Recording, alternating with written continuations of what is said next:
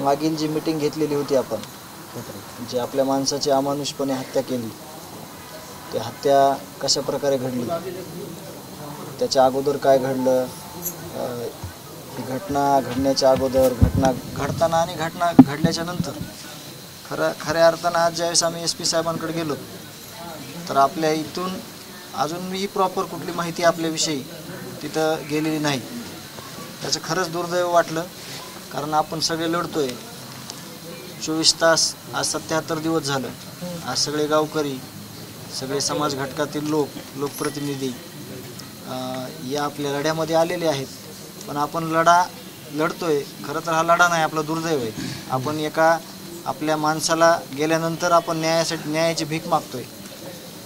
तर हे जे आंदोलन आपण करणार आहेत उद्याचं, ज्याला जसे ॲडजस्टमेंट होईल, सगळे कामाचे दिवस आहेत सगळ्यांचे, परंतु जे काही पुरुष आणि महिला आहेत आपल्या गावातल्या, जसं जमेल तसं या आंदोलनात उद्यापासून या. मी इथं असणार आहे तुमच्यासोबत आणि तुम्ही जे निर्णय घेतलेत त्यावर मी कधीही सहमती दर्शवणार आहे, कारण तुम्ही सगळ्या विचार करूनच तुम्ही हे सगळं आंदोलन असेल किंवा कुठलीही भूमिका असेल त्याच्यात माझा फक्त मी वाटलं तर विचार मांडू शकेल. बाकी तुमचे जे निर्णय आहेत त्याला मी कधीही असहमती दाखवणार नाही, तुम्हाला सहमती दाखवणार आहे.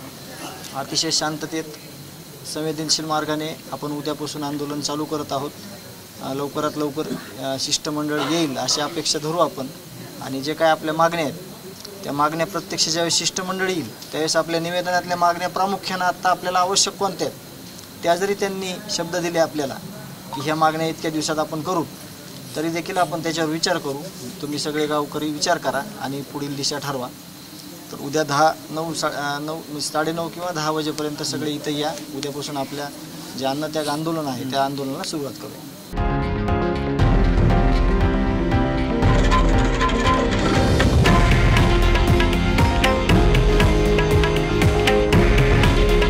हे आहे देशातील नंबर 1 न्यूज नेटवर्क आणि आपण पाहत आहात TV9 मराठी.